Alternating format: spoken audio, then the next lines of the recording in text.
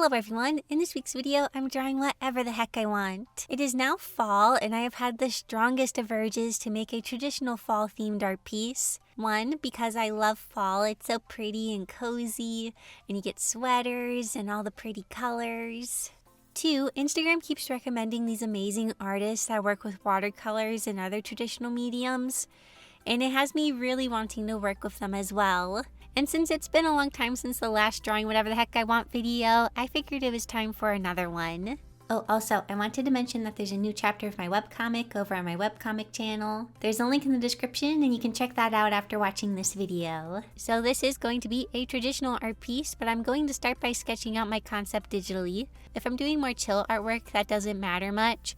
I don't mind sketching traditionally, but when it comes to more finished pieces that I want to be fancy, I like to sketch out my idea digitally first, because digital sketches are easier to fix and adjust. But sketching out my idea digitally made a lot more problems than I thought it would, and we'll get to that later. But my idea for this fall themed picture is I'm going to have Doris holding a pumpkin and maybe have her be surrounded by flowers. At first I was thinking I should draw an illustration of one of my other characters, like maybe Gwendolyn, since she is my fall themed baby. However, because it has been so long since I last worked with paint and did a traditional art piece, I was feeling a bit intimidated, so to help me feel a bit more comfortable, I chose to draw Doris because she's a character I've drawn like a bajillion times and I'm very comfortable with her. Plus, I really wanted to see her in a fall outfit. I thought it'd be so cute.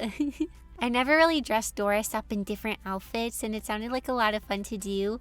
Plus, as you can see, I changed up her hairstyle. I figured if she was out picking a pumpkin, she would have her hair up in a ponytail. And for her outfit, she's wearing a button-up with overalls. I was going to make the button-up be like a plaid flannel, but the plaid pattern sounded too intimidating, especially since I was going to be working traditionally where it's much harder to fix mistakes. So I didn't add the plaid. That rhymes. Also, instead of being surrounded by flowers like I was originally thinking, I decided to add in more pumpkins, a fence, and a tree. I thought this would better give the feeling that she is in a pumpkin patch. Before printing out my sketch, I decided to do a rough concept for what colors I wanted to choose. At first, I was trying to include blue in Doris's outfit because her color that she wears in my webcomic is blue. However, I decided I wanted to stick with more autumny colors, so I went with the combo of brown and yellow instead. And so here's my concept. I proceeded to print it out and went to grab my light pad so I could transfer it to my watercolor paper. However, I couldn't find my light pad. Long story short, I forgot it at my parents' house when I moved, so I had to improvise, and my idea was to set my tablet display to the max brightness, tape my paper to the screen, and then trace my sketch that way. And it actually worked pretty well. It wasn't as good as my light pad, but it got the job done. But I did accidentally keep wanting to zoom in with the mouse wheel. Whenever I wanted to get closer to my sketch, I would try to zoom in, and I was like, no, that's not how that works. Anyways, now my sketch is on the watercolor paper, yay! Before jumping into the coloring for this picture, I wanted to do some warm-up drawing to let myself get reacquainted with the traditional art supplies. Plus, the wonderful people over at Arrtx sent me some lovely supplies to use. First, we have the set of water-based acrylic paint markers. Now, I have tested a lot of different paint markers, but these ones are pretty cool because they have a brush nib. A lot of acrylic markers have a form of chisel nib or bullet nib, so this is something new to me. Also, this is a set of 30 colors, so we get a decent variety to choose from, and I did swatch them all. And I love how flat the colors lay down. The metallic ones are very shiny, and the opaqueness of the markers does vary from color to color. Like the purple one is a bit more translucent, but many of them do have good coverage, and it's normal for different colors to have different amounts of opaqueness, because that's just kind of how pigments work. But overall, a lot of the colors have good coverage. The next item we have is the 126 set of color pencils, and I have to say this packaging is really snazzy. I like how I can take the lid off and have all of the pencils in a stand like this.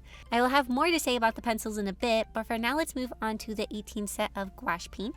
If you don't know what gouache is, I basically describe it as an in-between of acrylic paint and watercolor. It can be really opaque like acrylic paint, but you can water it down to work like watercolor. This gouache is in a jelly cup, and the palette has a seal to help them from drying out. After I opened all the cups, I noticed that the paint seemed to be separating a bit. Some parts looked more watery, but I knew I could solve this by giving the paints a good mixing. I couldn't find my palette knife, so I'm just using the end of a paintbrush. I would end up with a decent amount of paint left on it, But don't worry, I used this extra paint for doing the swatches. Oh, and real quick, can we take a moment to appreciate the paint? It looks so pretty. I once told my husband, who was my boyfriend at the time, that if I could, I would totally probably eat paint. It looks really yummy sometimes. Thankfully, I never have. Don't eat paint, kids. Anyways, I made sure to swatch the paint because I wanted to see if it dried slightly lighter or slightly darker, and it seems like for this paint the colors dry slightly darker, which is very common. So yeah, those are the supplies I'm working with, and before using these supplies on the Doris illustration, I wanted to let myself warm up with them a bit. So I'm just going to draw something that is very low pressure and kind of random. I kind of just let my hand start drawing and went with whatever it wanted to do. So we got an elf boy. I'm going to mainly use pink, blue, and purple for this sketch. I love using these colors together because they all work well together and look really pretty. So I figured they would be really nice to work with for this warm-up sketch. Oh, and here I'm breaking out my tiny desk vacuum. I love this little thing. I use it to vacuum up large amounts of eraser shavings, so I don't just swipe them all onto my desk or onto the ground. Also, I really like these color pencils. I know right now I'm only using the pink one, but right when I put the pencil to paper, I was like, oh yeah, these are really nice. A lot of times for me, I can tell almost instantly if I like or dislike certain brands of color pencils, and I really like these ones. The core is very soft and the pigment kind of just glides onto the paper. It feels really nice. I actually end up using these a good amount for my finished picture, and they did a great job blending, and the colors are very bright and pigmented. If you're looking for color pencils, I recommend these. I actually tested them next to my Prismacolor color pencils, and I couldn't really tell a difference, and these are like half the price of Prismacolors. So yeah, I really like them. I'm actually going to keep them in the box. A lot of times I keep all of my color pencils together in like this big case, and they're all sorted by color. But I kind of want to keep this set just kind of separate if I want to just grab a thing of color pencils and I don't need all my colors. Because this little set here has just enough colors, I feel like I don't really need much else. But now that my sketch is down, we can add some colors with paint. I was feeling a little intimidated to use opaque paint, so I watered down the gouache a good amount to make it more like watercolor. I made two versions for each color, one that is more watery and one that's a bit thicker. I mostly started by using the more watered down versions to create gradients of colors. I tried to have the washes go from pink to purple to blue, but for the skin I didn't really include any blue since I wanted to keep it feeling warmer. But I did add it to the hair and eyes. And I have to say, I had so much fun working on this. It's a really simple sketch and I didn't put that much thought into it, but it was just so fun doing something low pressure and getting to play around with the colors.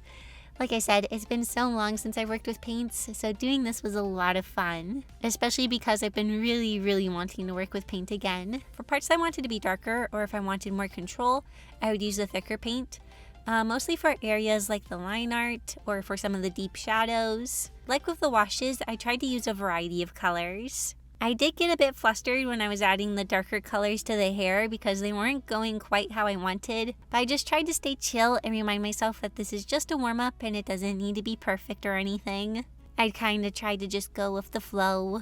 And I have to say, this warm-up did its job. I was feeling a lot more confident and ready to work on the picture of Doris after doing this. I'm sometimes a little bit hesitant to do warm-ups because sometimes if the warm-up doesn't go well, it puts me in a more negative or down headspace. So sometimes I don't bother to do them just to keep my headspace kind of clear. But like I said, in this case it was very helpful and helped me feel a little bit more confident, so yay! Oh, also, I used the paint pens to add some highlights to the hair and eyes, and I also used them to add little sparkle effects. Oh, I should have used the metallic one for these. Missed opportunity. So anyways, here's my warm-up drawing, and now I'm ready to move on to coloring Doris. First I needed to start by making my palette of colors. Once again, I wanted these to be on the more watered down side since I was still feeling intimidated to use more opaque colors. But I kept these decently thick, and then I would add water to them on a different palette if I wanted thinner versions or lighter versions. That way I can easily have variety. I start by mixing Doris's hair color because I knew that one would be the hardest to match.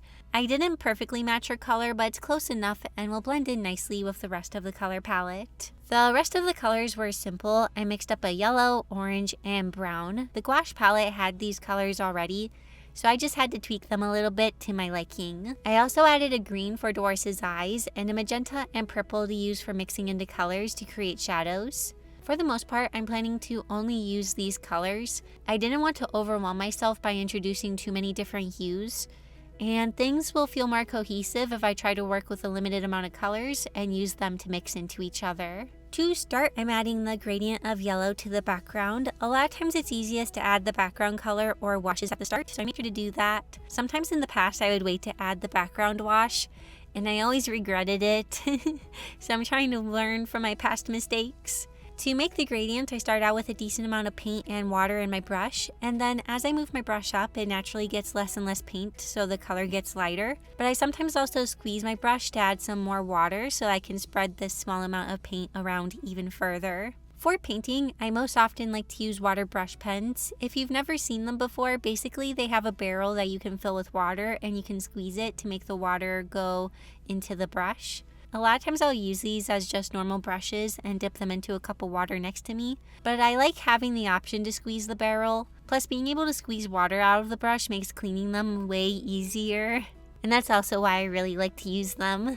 I also like the shape of them. A lot of times they come to a nice point, so I'm able to fill in a variety of larger or smaller areas. I always wonder what it's like to use more expensive or fancy brushes for painting. I'm always kind of cheap and buy less expensive brushes, and a lot of the water brush pens I use are pretty affordable, but I wonder if I would prefer standard brushes if I bought better quality ones. I'm not sure, I may have to try sometime. For now, these work just fine for me.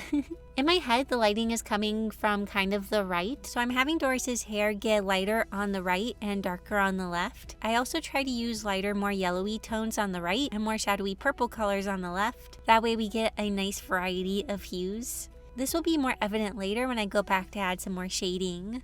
Right now my focus is to add some changes in hue, but I'm mostly just laying down the base colors. This is sort of the simple part of the process, but for traditional art, this is also one of the parts that takes the longest. When I'm working digitally, I can just use the paint bucket tool and fill things in. But here I have to be careful to make sure to not go outside the lines and make sure that I like the colors I'm using, since it can be hard to change them later. When I had finished working on this picture on the first day, I went out of my office to hang out with my husband, and I was in the kitchen making some food, and he just looks at me and says, "You look drained." I replied with, "Traditional art can be very mentally intensive. Everything I do matters and there's no undo button." But then I also said that it was a lot of fun and that I was enjoying the process for the most part. I was a bit scared when it came to Doris's skin. I think I didn't water down the color quite enough, and this was resulting in the wash to be kind of splotchy. When it comes to other parts of the coloring, I don't mind if it's a little splotchy or has a decent amount of texture variety, kind of like the pumpkins. But when it comes to the skin, I always want to try to get it as smooth as I can, and with a bit of effort, I got it looking decent. I wasn't totally happy with it at this point, but I knew that it was going to be something I'd have to come back to later. After many years, I've learned that sometimes it's better to just let the paint sit and then try to fix things, because a lot of times when I would try to fix things while the paint was still drying, it wouldn't go well. But of course, sometimes it is good to try to adjust things while the paint is wet. Like if I accidentally put the wrong color down or something, I will blot it up with a paper towel. But yeah, in this case, I felt like it would be better to come back to it later. Another area that gave me some problems was the overalls. And honestly, I was scared that this picture was ruined at this point. For some reason, I just couldn't get the brown I had mixed up to lay down in a flat wash. It was very splotchy and very streaky. I used my heat gun to dry it and tried going over it with another layer, and I was hoping this would help, but it didn't really. So I tried mixing up another brown, and this time I made the paint thicker so that I could just cover what I did. But this paint was also kind of streaky and not going down very smoothly. And this is totally my fault. A tricky part about gouache is getting the consistency correct, and we will discuss this more in a moment. For now, I decided to color in the shirt to take a break from the overalls. I was a bit nervous that the yellow of the shirt would blend in with the background because the background got a bit darker than I anticipated, but I just made sure to use a good amount of the yellow color to make the shirt be darker and more vibrant than the background. That way it sticks out a bit, and it'll stick out even more once I add the shading in. Also, I'm a bit sad because I just noticed I don't really have the footage of me fixing the overalls. But basically what I did is I made sure that the consistency of my paint was thick enough to cover my mistakes. but not too thick that it was hard to spread and held its shape. Basically, I just mixed up the paint on my palette with no water, and then I added just enough water that the paint wouldn't really hold its shape. I could run my brush through it and it would kind of ooze back into being flat and filled in, but it wasn't super watery. I hope this makes sense. And so yeah, using the thicker paint that wasn't too thick fixed the overalls. They do look very flat at the moment, but I plan to go in with some more paints later to hopefully add some dimension. Next, I moved on to the tree in the background. My plan for the tree was to go a bit more impressionistic. I didn't want to draw a ton of attention to it, and I wanted it to feel like it was more in the background. I started by adding the background layer of leaves. I used a light yellow and just made a bunch of dotted shapes to resemble leaves. I try to make the colors get lighter and lighter as they move away further from the branches. For the branches, I felt like it'd be easiest to use the acrylic paint markers. I used the lighter brown color, and this did work very well. I was able to have good control over the brush and fill in the branches with flat color. I was curious if all these different mediums would end up working well together, and I have to say I'm very pleased with how they all came together. I always really like doing mixed media pieces. Having the versatility of different mediums is always really helpful. I believe the last thing I did for the night was fill in the leaves.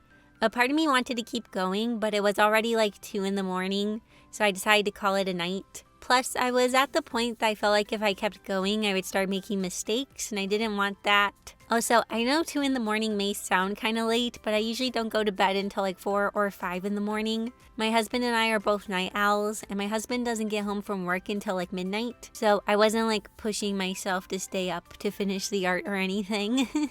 I'm getting proper sleep. And so the next day my goal was to finish the art piece, so I was going to focus more on shading and tightening everything up. I want to mention another thing I love about gouache is that you can leave your paint in the palettes and you can reactivate them with water. I love that you can do that. With acrylic paint, if you want to use it later, you have to store it in a container or find a way to save it. But with gouache, you can just reactivate it. Of course, it doesn't always work exactly like it did when it was fresh. But for this case, since I had already watered them down a decent amount, they worked basically the same as when I left them. And this was very handy because I didn't want to have to remix all the colors I made. Oh, here's where I'm adding the extra shading and details to the overalls. I was apprehensive to do this because I worked so hard to get the smooth layer of color, but I'm so happy that I did do it. It really helped the overalls fit in with the rest of the picture instead of just feeling like a blob of flat brown. Next, I'm adding the second layer of tree leaves. These ones are more in front of the tree, so I was using a more vibrant marigold color. My hope was to slightly cover the tree branches with this color, so the leaves look like they are in front of the branches, but my paint seemed to be not quite thick enough to be able to do this, so I'll come back to it later once these leaves dry. At this point, I was starting to feel like I did everything I wanted to do with the paint, and now it was time to bring in the color pencils to clean and tighten things up. I wanted a lot of control when it came to working on the eyes, so I'm going to mostly fill them in with color pencils. I did lay down a base with gouache just to make filling in the eyes easier. I sometimes feel with my traditional art the eyes are kind of lacking, and I'll often have to end up editing them when I scan the picture into my PC. However, this time I wanted the original piece on paper to have pretty eyes, so I tried really hard to make them look shiny and have good contrast. To make the lower part look shiny, I didn't fill it in so much. That way it looks like it has a highlight like my digital art has. Since I do work digitally a lot, I sometimes don't always know how to translate the things I do digitally onto traditional art. Like when I add the shiny to the bottom of the eyes on the computer, I just make a circle and set it to add glow. But in this case, I just kind of made a circle and didn't fill it in as much with the color pencil. It's a very different process with a kind of similar result.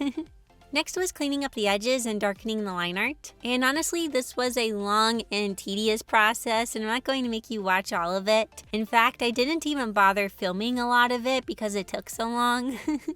But it was very satisfying seeing everything coming together. To make the line art kind of add more to the picture and its coloring, I used different colors depending on what I was outlining and what the shading was doing. So for parts where the light was hitting, I used more bright yellows and oranges. But for more shadowy areas, I used more purples and dark colors. This really helped the picture a lot. It made the coloring feel a lot more dynamic and helped it feel more finished. Also, I do want to say thank you to Arrtx for sending me these supplies.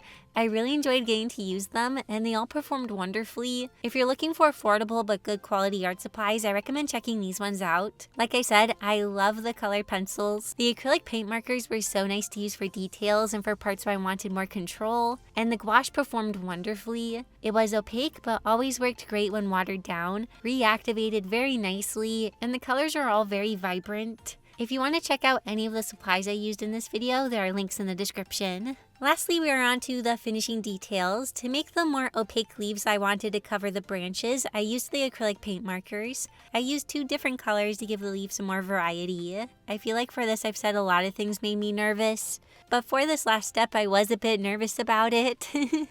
I decided to trim off the extra paper around the edges.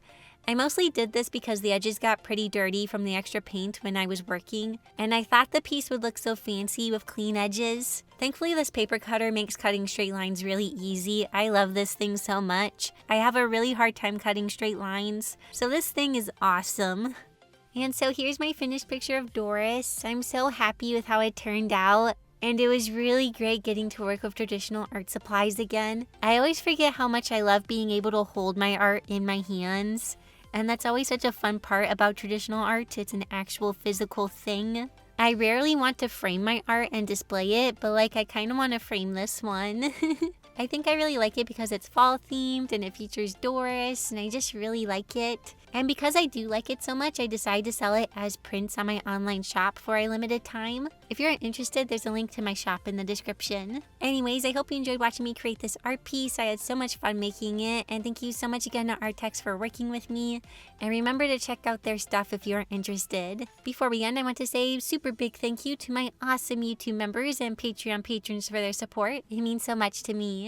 And thank you so much for watching this video. I hope you enjoyed it, and I'll see you all next week in my next video. Bye!